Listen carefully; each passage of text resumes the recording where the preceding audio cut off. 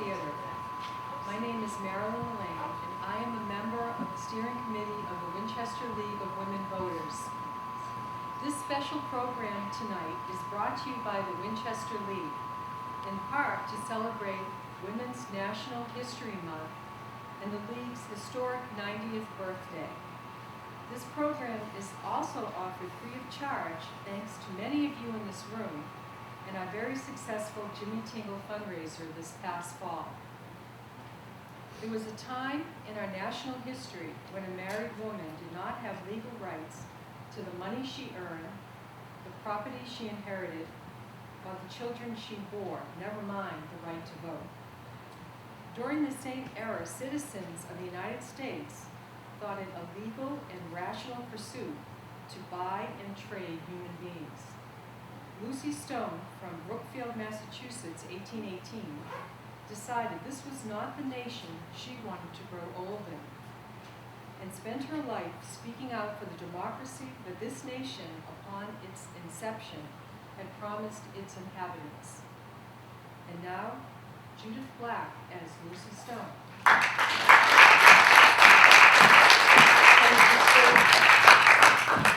I never could have imagined in my life being before a group of people solely committed to women's votes. What a joy this is. And the second time I have been to Winchester. Well, my hostess has already touched on some of the most important issues that I was hoping to address this evening. Let me ask you, how would you feel if I said that all of you must live by the rules and laws that one half of you determine? Does that sound to you like a democracy? What if I said you all may have gainful employment, and this half, you may choose from the type of job that excites your intellect, your capability, and your passions. This side, you may choose between housework, washing dishes, or teaching children at a reduced wage. Are those the choices of a democracy? No.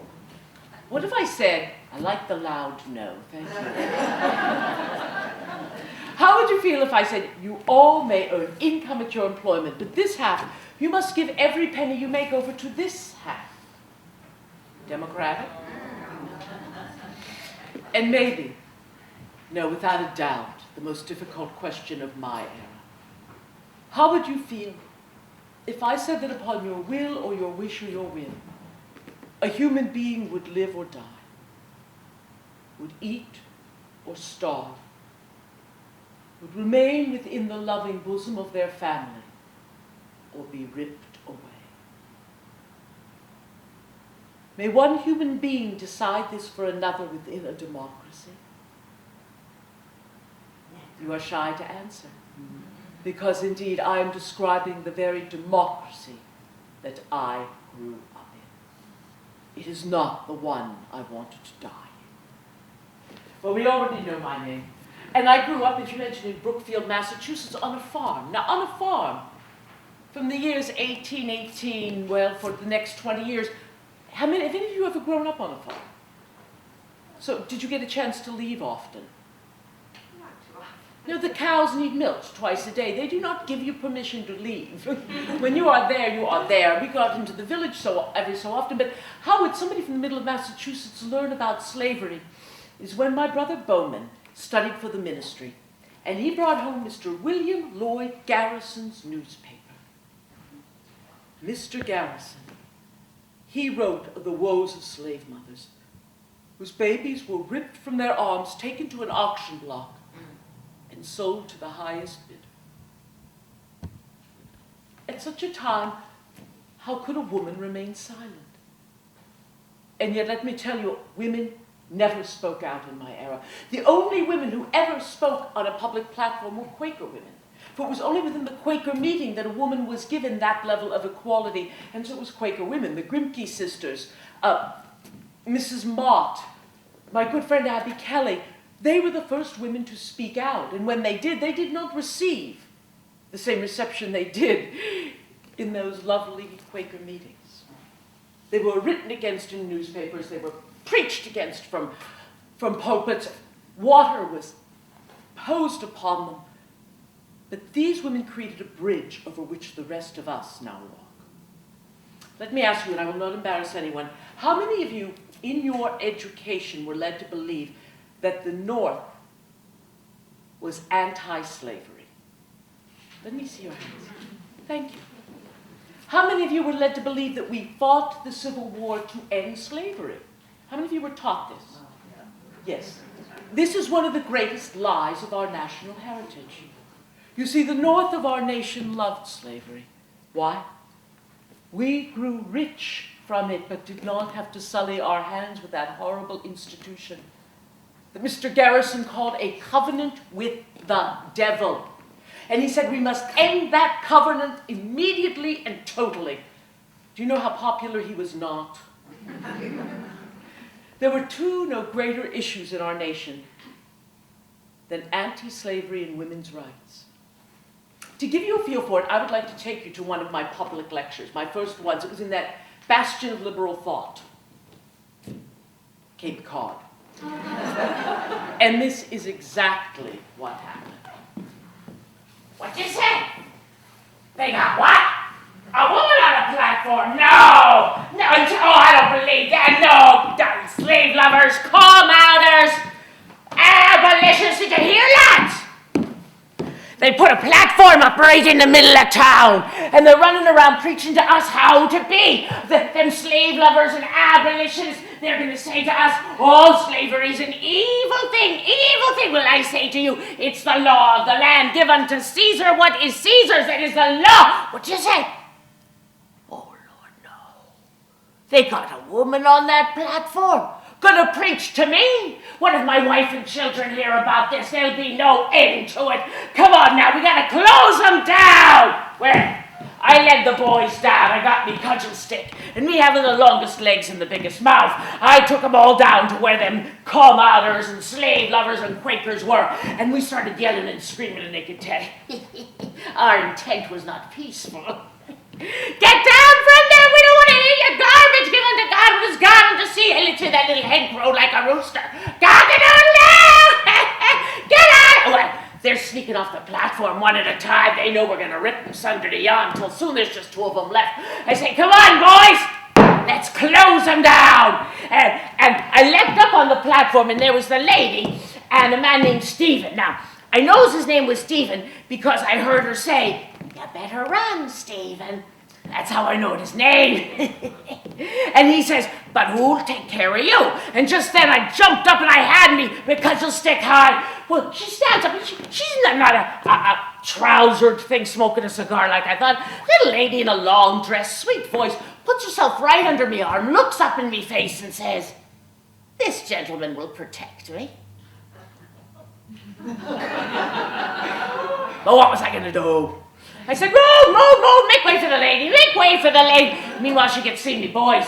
Took her Stephen friend's coat, ripped it, right down the middle. And she sees he's getting the worst of it. And she says to me that she sees how big and brave I am and how I believe in my First Amendment rights to speak my mind. And because I'm such a leader, I can make everyone else listen. And wouldn't I help them listen to her because I had my rights. And didn't she have a right to talk to people? And I could make them, what was I going to do? I set her up on a tree stump and I yelled, quiet everybody, quiet! Listen to the lady! Please, I know you. You are like this good and kind protector of mine. Your fathers and husbands and brothers. And why would you be here with such passion in your hearts if you did not fear for your wives and daughters and sisters? And so let me ask you, fathers, how would you feel if someone broke into your home, ripped your family away, dragged them to an auction block in the midst of town, and sold each of them to the highest bidder? Your eldest, the apple of your eye, he's dragged away. When he cries out to you, cloth is wadded into his mouth. And then the baby is lifted from your wife's arms and thrown to 2 strange, waiting white hands, and taken off, you know not where. And then your wife is dragged away, and when she reaches out to you beseechingly, shackles are put upon her wrists. And you could do nothing.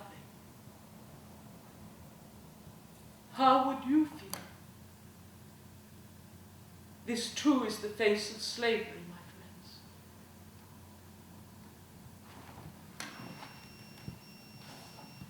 friends. Well, Dad, she got us thinking about it in a different way. Me and the boys, we raised some money, $10, so that Stephen fella could get himself a new coat. What'd you say her name was? Come on, lasses, it's written right up here. What was it? Why, thank you. Good to know you got a voice. You see, I knew I wanted to be a public speaker. Mr. Garrison said that politicians just have their feet in sand. They will go in any direction they are pushed. If you want to change anything in this nation, you must change the sentiment of the people. Which is why I thought if I could be a public speaker, I might have the power to do that, and we could end slavery and gain rights for women. Now, if I was going to be a public speaker, I would need a much better education than girls usually got in my day. And the person I would have to convince of this was my father. Now, Francis Stoney was a hard-working, hard-drinking, tight-fisted man. It would not be easy. Father, I want to continue on after the village school and after the district school and go to college. Oh, Lucy. Lucy. Your mother, she can cipher, keep account of the egg and butter money. She can write and read the Bible. What more does a girl need to know? A girl needs to know all she is able to know. A girl needs to know how to cook and clean, how to weave and knit, how to tend the chickens and the cows, and how to make all due hospitality for your friends when they come for a full weekend with their whiskey jugs. And that too, young lady, ain't a woman's sphere enough for you?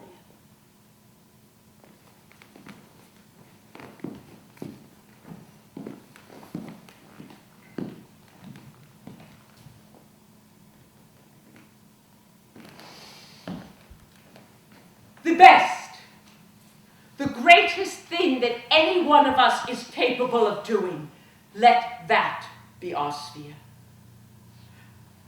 I have confidence in the Father above to believe that whenever he gives us the capacity to do anything, he does not make a blunder. And so allow woman to find her sphere, and do not tell us before we are even born that it is our providence to knit stockings and sew buttons.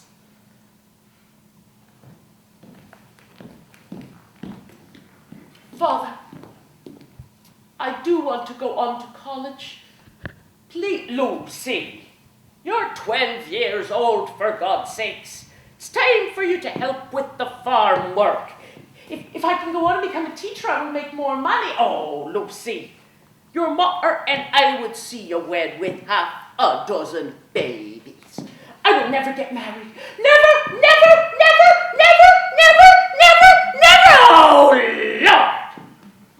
Lord. Now, to say that Lucy was a stubborn girl. Would you like some? It would be like spitting into an ocean, trying to put a wave in a hurricane, throwing a rock at a mountain. You get my meaning? She always had a mind of her own, and that one never traveling the same way with anyone else. Oh, one time she's bringing the cows in from pasture, and she calls one of the cows a recalcitrant hussy. She learned that from me. Her mother, Hannah, was not pleased. What's your name, dear? Aaron. Karen. Now, Karen, if you ran into a big, old, ugly, viperous snake, what would you do? Well, if I didn't have a shovel to hit it with, I would run. Now, Karen, that is what a smart lass does. Or she goes to a big, strong, handsome man, and asks him to help her because that is why God put us here on earth, to protect lovely ladies like yourself. Well, when my Lucy ran into a great snake in the field one day, she grabs a giant stone, lifts it above the beast's head and drops it. Kills him dead. And why wouldn't she want a husband? Huh? Oh, maybe she thought she couldn't get one. Luther, her brother, always teasing her about having a turned-up nose. And one time I says to her, Lucy, you got a face like a blacksmith's apron. Keeps off the sparks! That ain't a compliment, case you didn't know. Well, she says to me, I wish this mole on my left lip hung down a whole inch and made me plainer still, for I wouldn't marry any man, even if he were the last man on earth. Never, never, you heard her. And what's with this college business? Who has ever heard of a woman going to college? Never heard anything so absurd in my life, and I am not dedicating one red cent to it. As soon as she can work, she will help to pay the farm debt. Now, you know what she needs, but I don't dare say it aloud. She needs a good HUSBAN. Thank you.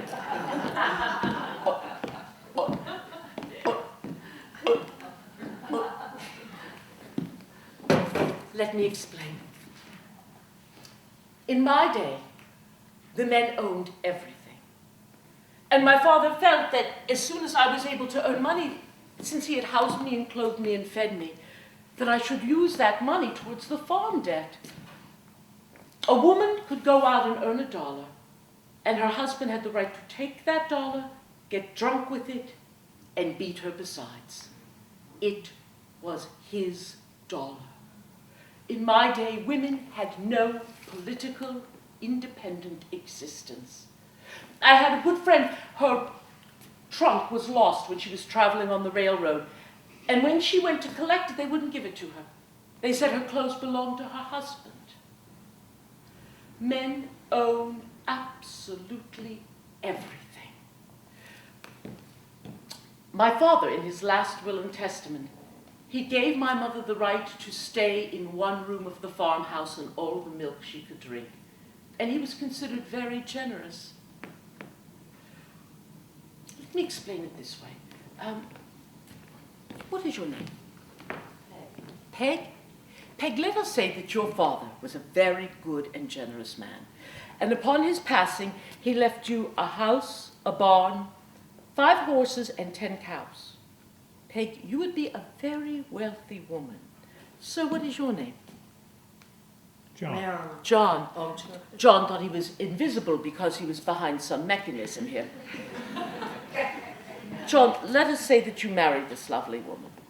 The moment you did, her house, her barn, her horses, and her cows would belong to you. Great. He's going to propose to you in about 2 seconds. Now, he's got a kind face, and I do not think you would abuse the things that she brings into the marriage, but many men did. Many men drank away everything a woman brought into a marriage. Many men, they gambled away everything. Some men even hit their wives and children with their fists, and a woman had almost no recourse.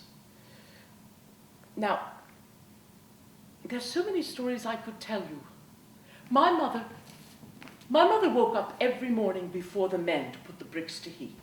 She made every bit of cheese 1 and 2 meal that we ate and we sold. My mother milked the 8 family cows twice every day of her life. Her hands were never still. And in the evening, in that little circle of light that a candle sheds, my mother and sisters and myself made and mended every bit of clothing our family wore. And yet she owned nothing. If she wanted some lace for our church collars, she had to ask my father, who, remember I told you he was very tight? Yes. And he often denied her. And so my own mother had to steal from her husband. She would slip into the room they shared at night. She would quietly press her fingers between the pillow and the mattress until she felt his money pouch. She would pull it out, slip from the room, and she would count 7 1/2 cents. That is what an ale cost at the local tavern, and that much more or less Papa would never miss. And then she would slip it back under. Her children would not do without, but she owned nothing. Now, we did talk our father into rewriting his will. If he passed before she did, she would inherit it all, but that was so unusual for my day, you cannot imagine. Now, if a woman did live in a horrible marriage, you might say, well, why did she not divorce the man? For divorce was legal. Except, when you divorced your husband, everything you brought into the marriage stayed with him. Everything you created in the marriage was his property, including your children. And what kind of woman would leave her children to a drunkard or gambler or abuser? So many women stayed in marriages too hideous to even imagine. Can you understand why I didn't want to wed?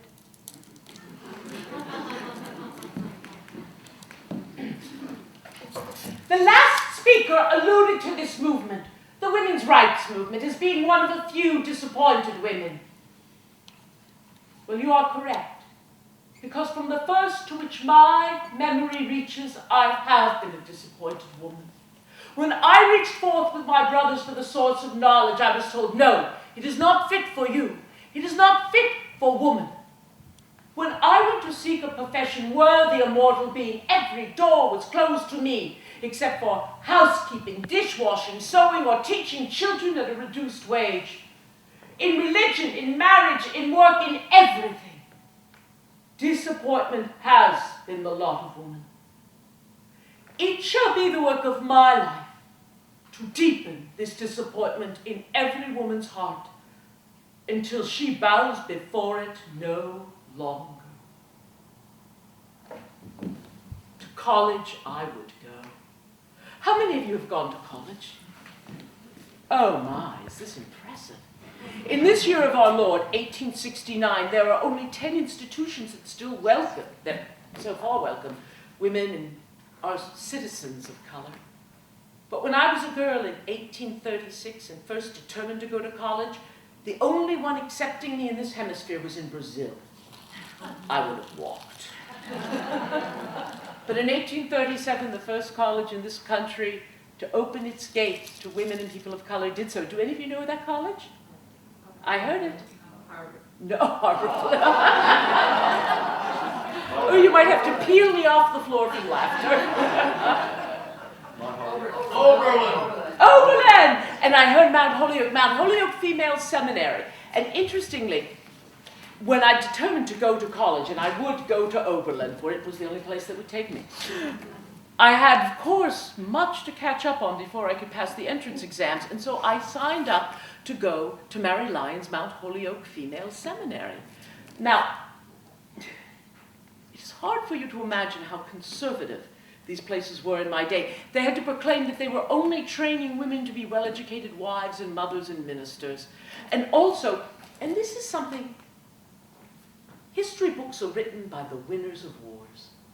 And they tell you what they want you to know, and they sing their own praises. But in my day, there were 2 abolitionist movements.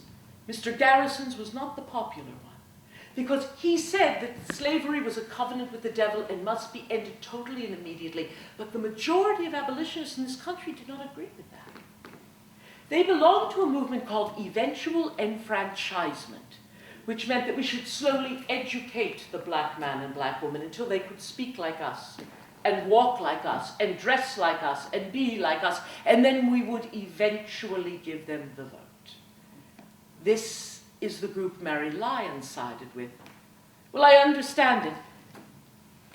Mr. Garrison said, how can you wear the cotton that slaves make and abhor slavery? He said you could buy nothing from slaveholders. Nothing. And Mary Lyons had many of her students from the South, and so she tried to have a gentle approach to the issue. Well, Well, we were expected when we went to Mount Holyoke to raise money for good causes, so I put my alms box out for the Massachusetts Anti-Slavery Society and left Mr. Garrison's papers there. She called me in faster and made your head spin 360 degrees. And she said, "Oh, Mr. the slavery issue is a great issue, an issue of which many of us are quite divided, but..." Oh, dear. I did not complete my education in Mount Holyoke. We did not see things eye to eye, Miss Lyons and I my sister had died, and I had to take care of her children. It is a long story, but I finished my education at Munson and Wesleyan Academy before I could pass all of the tests to go to Oberlin. And you remember what my father said about money? So I worked for 5 years, giving my father all the money he felt he deserved for the farm debt. And when I arrived at Oberlin, I arrived with $17 in my pocket. And I would have to work my way through college. Now, initially, they only gave me work washing dishes, which paid 3 cents an hour, which would not even pay for my food. What I wanted was to teach in the preparatory class. The preparatory school is a special school for those who have escaped from slavery or been given their freedom or run to it, and it's where they were educated before they could then enter the college. It took quite a bit of work for me to get that job. I learned so much. When I went to Oberlin, the things I wanted to learn most were languages. Latin, Greek, and Hebrew, and I have to tell you why. Remember, my father was very tight. Let me hear it. Yes. Fisted, yes. So we made money at our farm in any way we could. He would have the shoe man come and drop off leather pieces, and I had very quick fingers. I could sew 4 of these pairs of uppers in a day after I'd finished all my farm chores. And he made, well, the farm made 3 to 4 cents for every pair. Now, when you live on a farm, there's no need for money. Everything is taken care of. But have you ever seen something in a store window that you just wanted? In the village, there was this remarkable feather. Oh, it must have been from the most exotic bird you could imagine. I had to have been 10 or 11 years old, and I ran home and I said, "Mama, may I have 4 cents for the feather in the village store?" "Oh, Lucy, dear, I have no money." "No, not your money, Mother. The money I earned sewing the shoe uppers." "Oh, Lucy, that belongs to your father. Everything belongs to your father, even what I earn." "Yes, dear." "Why?" "It says in the Bible, 'Thy desire shall be to thy husband, and you shall do his will.'" "But why?" "Lucy, it is because of Eve's sin, eating the apple." Mama, Adam ate the apple too. Someone must be reading the Bible wrong. I'll read it in its original language, in Hebrew or Greek or Latin, and I'll tell you what it really says. And that is when I determined to read those books. I also learned about square roots and all forms of mathematics and geography, but the thing I learned the most about at Oberlin College was politics.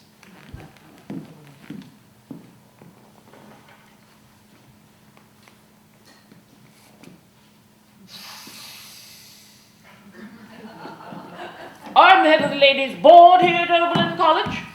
We represent the wives of teachers and administrators, and it is my job to help the young ladies here become well-informed and educated mothers, wives, missionaries, and teachers. We certainly do not encourage them to become wild-eyed abolitionists. Well, there's one young woman here who wants to be a public... You know. Oh, and another one who wants to be a minister. Have you ever heard of anything so ridiculous? Well, I think you could probably imagine which young lady I had to speak to most often. "Miss Stone, please come into my office." Again. "Miss Stone, it has come to our attention that you removed your bonnet in chapel. It is a biblical precept that a young woman should keep her hair covered while in the house of the Lord."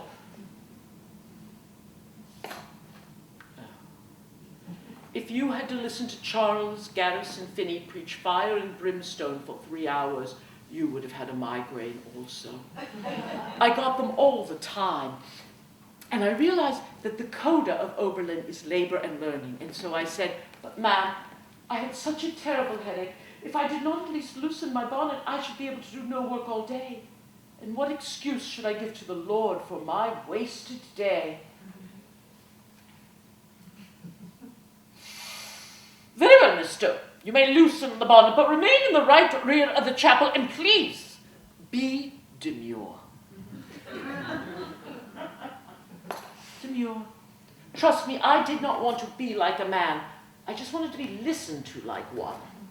So, of course, the first class I signed up for was rhetoric. That is what they called debate. And you know what they told me? They said, you may watch the men learn. You may listen to the men learn. You may experience gratuitously their learning, but I was only allowed to audit the class. Oh, there was one other young woman who wanted to sign up for rhetoric. Do you remember the ladies' board director? She mentioned a young woman who wanted to be a minister. Her name, Antoinette Brown. But I called her Nettie.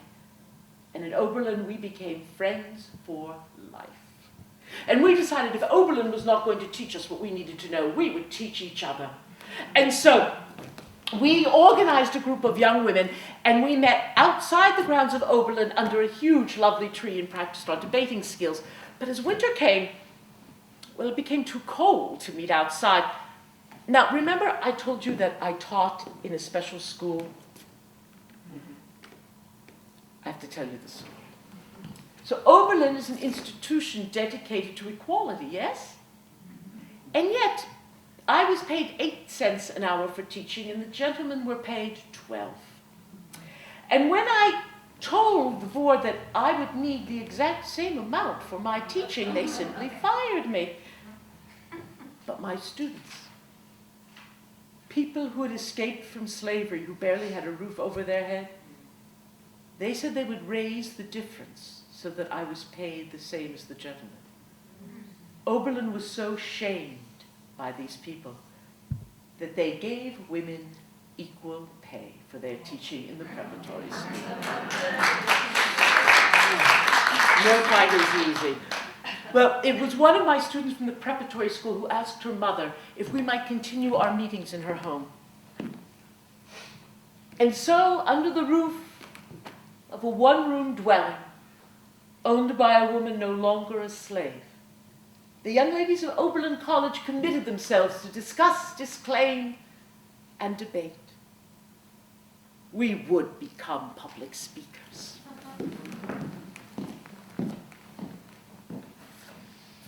Governments derive their just powers from the consent of the governed.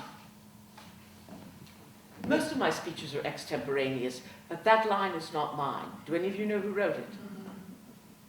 The same gentleman who scribed the Declaration of Independence? Yes, I hear you. Say it again. Yes. Here is what I've learned.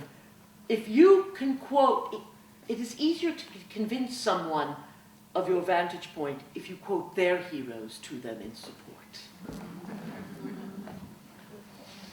Governments derive their just powers from the consent of the governed. Not the governed property-owning men, not the governed uniformed men, not the governed white men, but the governed. Why then is it that women and Negroes, who make up more than half of the population, why is it that we do not have the vote? Are we not people? What kind of lunatic would look at a congregation of women and Negroes and say, no one there? We are counted in the census, we are taxed without representation. Let me say it again. We are taxed without representation. Why did we fight the Revolutionary War? Because as a nation we were taxed without representation. And so too, women and Negroes are taxed without representation. 400,000 colored soldiers gave their lives on the battlefield of the Civil War. Yet this class, so patriotic and so loyal, are not allowed to vote. Now, idiots and lunatics are not allowed to vote because it is thought they have no ability to reason. Who among you would say your mother has no ability to reason? Oh, and I've heard many men say, well, my wife, she just couldn't think through the issues. In which case, I wonder, whose intelligence should we question? A woman who is not cognitively gifted, or the man who chose her as his life partner? The right of the citizen, all citizens, to participate in making the law is the sole foundation of political morality. So you see, I did learn to make a speech, but it was no thanks to Oberlin College.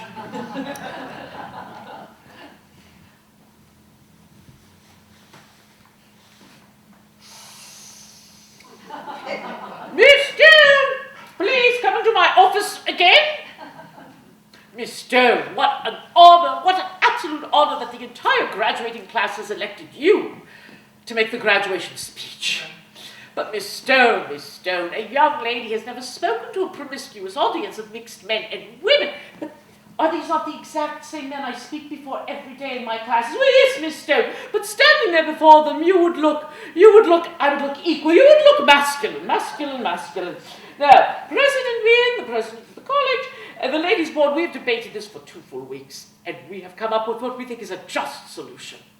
We will allow you to write the speech, but we will have the rhetoric professor, Professor Toad, deliver it.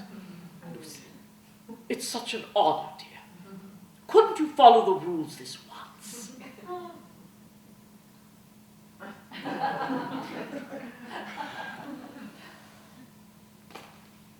Would you like to guess what I did? How could I write something I was not allowed to speak? It went against everything I believed in. I made for myself the very first new dress I'd had in my 5 years of college, a beautiful black bombazine gown, and I sat stone silent for possibly the first and last time of my life. I did, however, make my first speech while at Oberlin. The Ohio Anti-Slavery Society, now listen carefully, was celebrating the 10th year anniversary of the abolition of slavery in the West Indies. They abolished slavery in the West Indies 10 years before we even welcomed open debate on the subject. The day I was to give this speech, I had such a migraine you cannot imagine. But this is not a world to sit down and whimper in. And I must not have embarrassed myself too greatly, because Samuel May, head of the Massachusetts Anti-Slavery Society, invited me to be a speaker for them. I have to tell you, I could not help but mix women's rights in with abolition. The movements were bonded together from their start. But Samuel was rather peeved. He said, "Lucy, we pay you to talk abolition, not women's rights." Oh, Samuel, I was a woman long before I was an abolitionist. But we, as they say, cut a bargain. I would speak for women's rights on the weekdays and abolition on the weekends. I would speak, and I would have at least one friend. Nettie did find a pulpit. Now, mind you, the hierarchy of the Congregational Church would have rather been tied in chains and dragged into the fires of hell than have let her in. But a forward-thinking congregation from South Butler, New York, invited her to be their minister. And we wrote to each other often.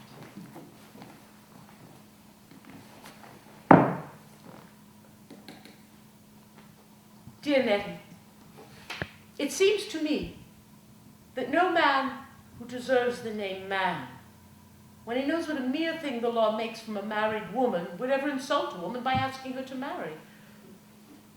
It is horrid, though, to live without intimate companionship. Nettie, let us get down these laws and marry if we can. My heart aches to love someone that shall be all its own.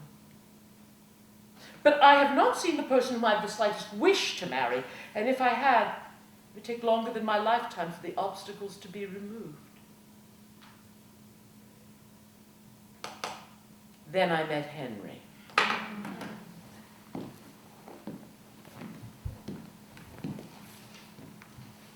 Henry Blackwell here. I first met Lucy Stone when she came into our hardware store in Cincinnati. She needed a check to be cashed. I loved her ruddy cheeks, her passion for the causes we both believed in, and when I came east, I decided I would hear her again. I liked strong women. My sister is Elizabeth Blackwell. You might have heard about her, and Emily. Well, I went to hear Miss Stone speak in New York, and then went up to hear her again address the Massachusetts Constitutional Convention. She had those men in tears. And I decided then and there was no lady I liked quite so well as Lucy Stone. I wrote to my brother Sam. Dear Sam, I shall try to meet her. I've gotten a letter of introduction from Mr. Garrison. She is by far the finest woman I have ever set eyes on, and intellectually head and shoulders above all else. except for the bloomer outfit, which I understand practicably, but aesthetically it does not please me. It shall be hard to find her, as I do believe she was born almost locomotive. I was visiting my family on their Coys Hill farm in Brookfield, and I was in my bloomers, of course, and I was washing the ceiling of my mother's kitchen. Do you know about bloomers? A lovely woman who I met before I began speaking complimented my dress. Women's dress in my day was a source of ill health and hazard.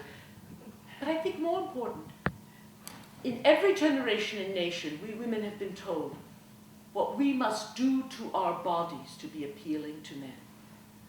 In China, they used to break women's feet and bind them. And in my day, it was considered that a woman was only comely if she had a very tiny waist.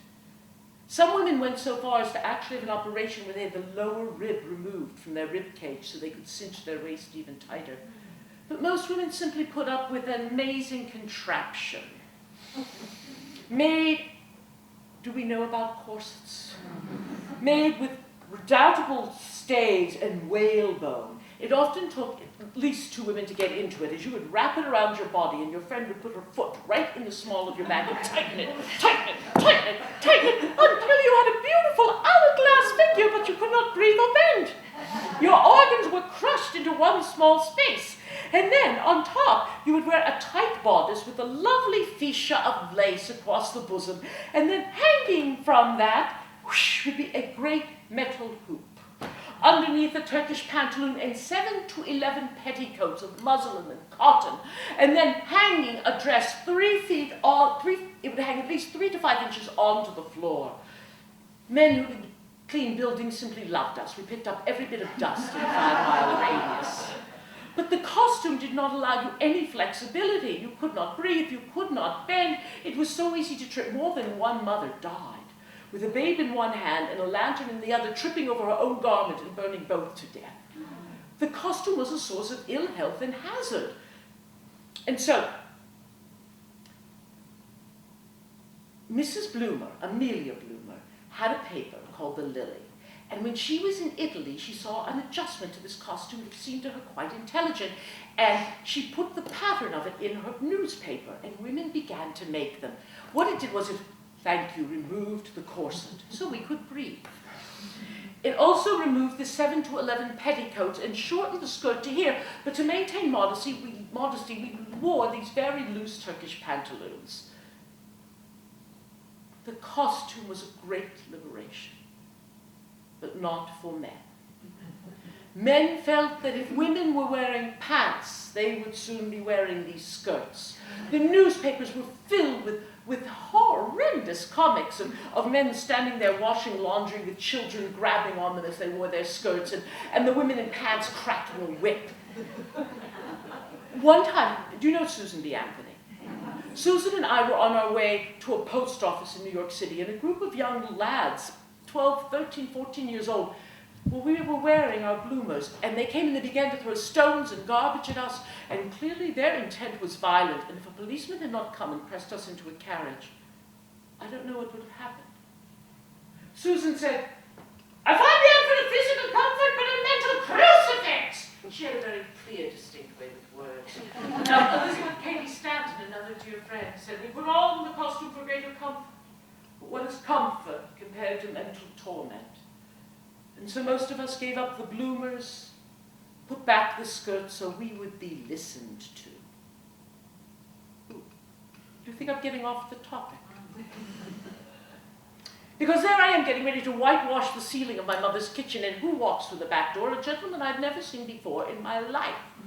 He says he knocked on the front door, but no one answered, and then he thrusts up a letter of introduction. Oh, it's from William Lloyd Garrison, a man I respect more than any in this entire world. And so he held me down, and well, within minutes he had tied on a dish towel. He was helping me to peel carrots and potatoes for the evening dinner, and he was charming. He recited his poetry to me, and we talked about the issues that we both cared so much about, but I didn't know why he was there. Well, he stayed for dinner, and he met the family, and afterwards we went for a walk in my beautiful, craggy New England. And when we were at the top of a hill, you will not believe what he did. He proposed. Marriage. I didn't know him. And he did not know me. A woman 7 full years older than himself, set in my ways and sure I would never marry, and I sent him away. But my heart ached to love someone that would be all its own.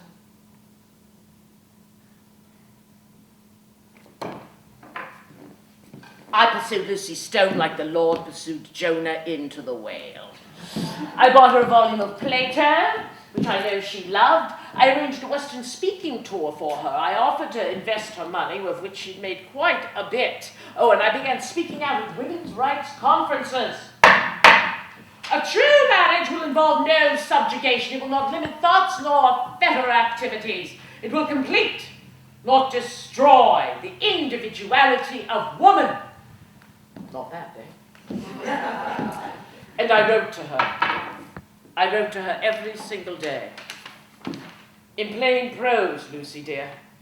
Despite all of your warnings and rejections and presentments, I cannot help as loving you as my own soul and thinking of you as my wife that is and is to be. Lucy, how much more effective you would be speaking about marriage if you were a married woman.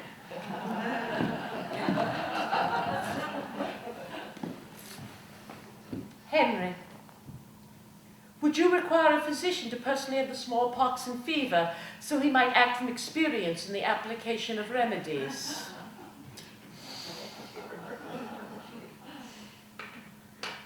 But oh, he continued to pursue me. Do you know what I eventually did? But I must have cancelled our nuptials 4 or 5 times. Every time I thought about it, my head throbbed with one of those migraines. And I wrote to my beloved Nettie. I said, if we have our nuptials in New York, would you be so kind as to come help put Lucy Stone to death? Henry said he was different. But once we were married, the law was all with him and none with me. We finally did get married at my parents' Coys Hill farm. I remember nothing except that I wore a dress the color of ashes of roses and had a migraine. But Henry read our marriage protest, which I've heard that many other people have used since that time. And in it he read that we believed that a woman had full control and providence over everything she brought into a marriage, over all she earned within the marriage, over any children who were born in the marriage, over her own body. He helped to write it. He said it.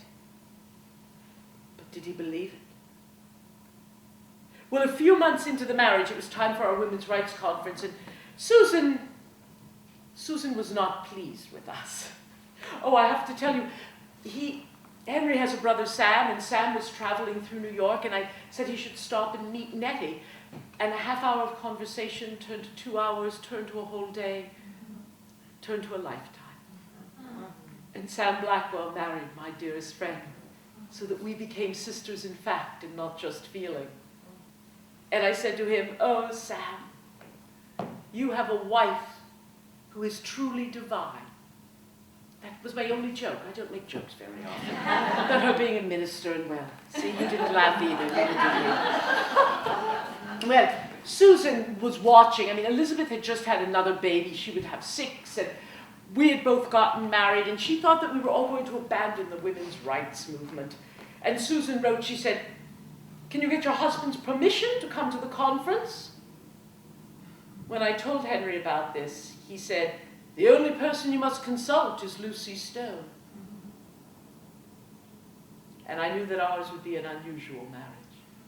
Oh, Lucy Stone, I do believe I was the first woman in this nation to actually keep my name in marriage. Well, I will tell you that very little changed in the first few years of our marriage. Henry was running about on his business engagements. He was hoping to find out how you could make sugar from beets so that we would not have to do business with any more slave owners in the South. And I continued on the women's rights circuit. But everything changed 2 years, almost to the day after our marriage, when Alice Stone Blackwell was born. Emily Blackwell was the daughter in attendance. What a fool I was. I didn't understand that the hue and cry of an entire race in need is just a barely heard echo next to the whimpering of your own baby. I had thought I would be able to continue to work. I had bought a house in Orange, New Jersey, and went into New York City each day and hired a nursemaid. But when Alice was just 2 months old, the nursemaid had left her out, not bundled her well enough, and she had a cold. And when I looked at her eyes and thought about what evil might befall her, if my caretaker's eye was removed for but a moment, I curled like a snail into its shell and knew that for these years I could be a mother only. And no small task. It was time for me to sit in one place and practice the things that I had been preaching for so very long. Dear sirs, enclosed I return my tax bill without paying it. My reason for doing so is that women suffer taxation and yet have no representation, which is not only unjust to 1/2 the adult population, but is contrary to our theory of government. We believe when the attention of men is called to the wide difference between theory and its practice, the sense of justice which is in all good men will lead them to correct it, then I shall cheerfully pay my taxes. Signed, Lucy Stone only. I had to do that so that people knew that this was my decision and not Henry's. Well, what happens to you when you do not pay your taxes?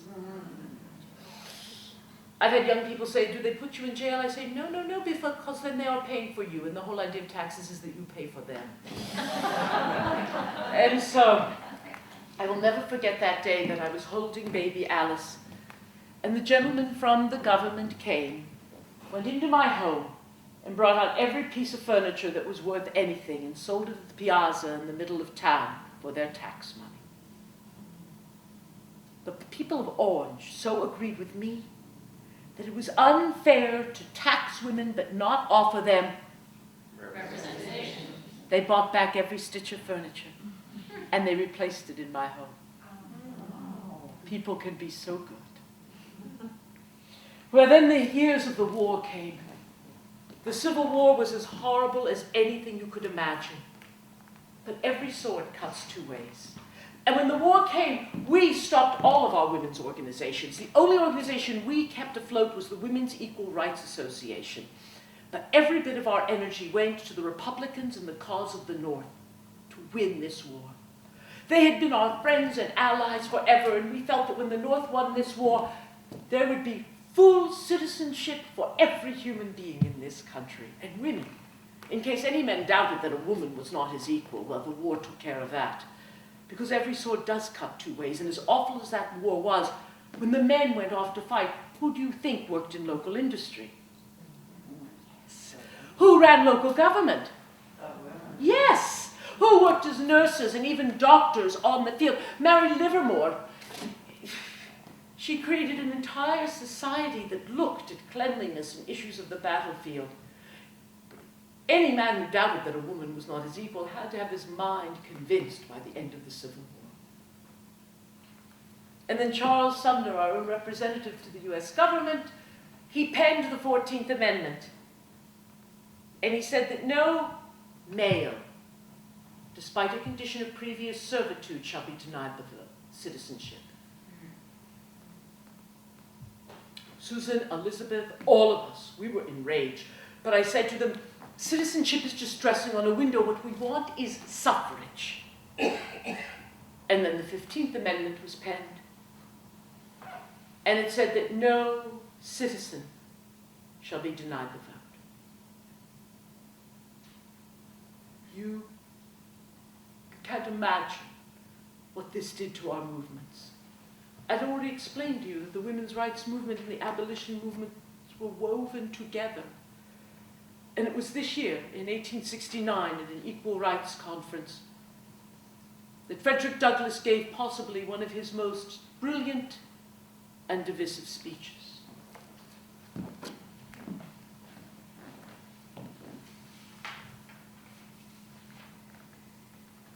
I must say that I do not see how anyone can pretend that there is the same urgency to giving the ballot to the woman as the Negro. With us, it is a matter of life and death in at least 15 states of the Union. When women, because they are women, are hunted down through the cities of New York and New Orleans, when they are dragged from their houses and hung on lampposts, when their children are torn from their hands and their brains are dashed out against the pavement of cities, then they will need the vote as desperately as the black man.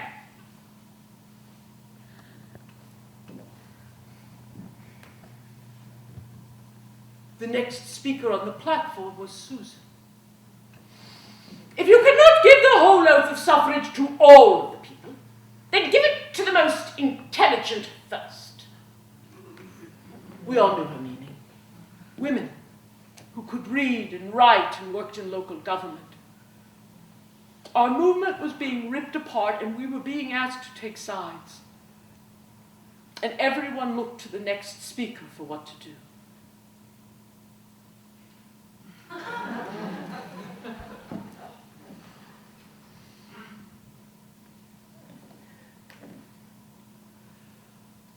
I was once a teacher among fugitive slaves, and I had a gentleman come to me. His hair was white with age, and his face a dark patchwork quilt of wrinkles. And he said to me, "Miss Stone, teach me how to read." And he came day after day, hour after hour, minute after minute, until he was able to sound out the first paragraph of the first chapter of St. John.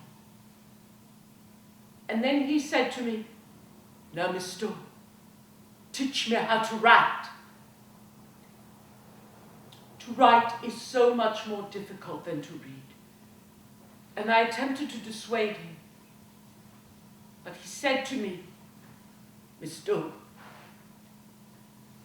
I have not seen my son for 25 years. If he is to contact me, I want to be able to write to him. So take my old hand and teach me."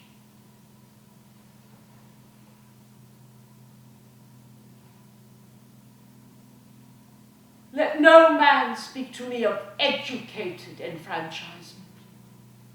We are every one of us worthy citizens. Susan and Elizabeth, they told people, do not ratify the 15th Amendment. Do not. Susan even traveled the country with a man named Francis Train, a Copperhead, who used terminology about our colored brothers that I will not repeat in this company. She said, "I would sell my soul to the devil for our movement," and she did. And our movement ripped apart. Not just the blacks from the women, but the women from each other. We started separate organizations and went our own ways, even though our goals were the same. The black man has suffered an ocean of wrongs too deep for any plummet. The woman has suffered an ocean of wrongs too deep to be fathomed. Here are two great oceans of sorrow. But I give thanks for the 15th Amendment, for I will be happy if anyone can escape from this terrible pit. My time with you is just about complete, but I would like to ask you if you have questions about these movements that I was blessed to be able to give my life to. There must be some question. Over here. Yes. Are you familiar with the writings in the oratory of Robert Greene Ingersoll in that period? It is such... Is he from Marblehead? No. Because there are many Ingersolls from Marble. Illinois. Yeah, Robert Green Ingersoll. I must admit my ignorance. Share him with us, will you? You should read it. I will. All I can say is you can read it. He was a man so far, he was saying what you're saying now for women in that day, and he was drawing large crowds. We needed all the support we could. Susan and Elizabeth started the National Women's Suffrage Movement, which did not allow men into the organization. But the American suffrage movement, my movement that was started with Mary Livermore and many others, we knew that we had many brothers out there. Well, he was one. Oh, He yes. was a man far young. Yes. What was the status of women's rights in other countries during your lifetime? It's very interesting you ask that because much of our movement was begun when Elizabeth married Mr. Stanton. We always joke that the only reason she married him is that he promised to take her to the big abolitionists conference in London. And they went, and the women were not allowed to be seated with the men. They put the women up in a tiny balcony. And when Mr. Garrison came, and this is Mr. Garrison, he sat in the balcony with the women. The most famous figure in our abolition movement, and he said, if you disregard the women, you disregard me. So alas, they were no more sophisticated than we were, though the issue of slavery was dealt with in many nations before we even were willing to look at it. Anything else? Yes? I've always been curious about the proportion or the percentage of women that were against women's rights. That's not talked about a lot. There were a lot of women that were afraid of the women that were fighting for women. And my question to them would always be, why? What are you afraid of losing? It's interesting. I was speaking to some friends before we began about the temperance movement. And so many women, they loved the idea of being under the protection of a man. But men drank inordinately large amounts. They even drank from the judges' benches. When I want the laws to reflect what is in the best interest of everybody, men must be part of that discussion. But those are the things we were talking about, things that profoundly impacted women. One of the sad things is that when women did choose divorce in my day, one of the only ways they could support themselves was through prostitution. So when people reviled prostitution but were not willing to change the laws so that women had recourse to get better education, the irony was too painful for words. Yes? Can you say a little bit more about the divergent organizations? Because I guess I didn't even realize that there had been a split, that kind I'll of a tell you, split. I love these women. We were a unit of human beings that joined together to change our world. And the divisions were so painful. Elizabeth evidently was writing a women's history of the United States. And she had no intention of including me. And her daughter said she must. And I received, and you must know, we were like sisters. And I received this very cold letter from her saying to please list my accomplishments so I might be included. And I wrote back that if what we did touched the world we lived in, it would report on it, not we ourselves. So indeed, she left me out of that volume. We did not speak for 20 years over the division that grew over the 15th Amendment. But it was our daughters that recreated the bridge for us. You know, when you read in history books about movements, they make it seem as if, you know, as I described to you with the anti-slave movement, there were two divergent camps. And they hated each other as much as any two could, as only family can fight, as you know. And so too with us, because only when you've loved someone can you be so upset with them. And the irony is, our goals were all the same. We just took different paths to get there. And I will love them all my days, but we had to walk our own paths. In this year of 1869, we now have 10 institutions of higher learning to choose from. We have women's property rights acts in many states, But for this nation to be a true democracy, we still have a long road to walk on. I hope every one of you will be a soldier in that fight. Thank you very much for listening. Thank you very much, Judith Black and Lucy Stone. Our event is completed tonight. There are CDs that you can purchase out front. We also have voter registration forms if you're not registered to vote, and membership forms to join the Winchester League of Women Voters. Thank you.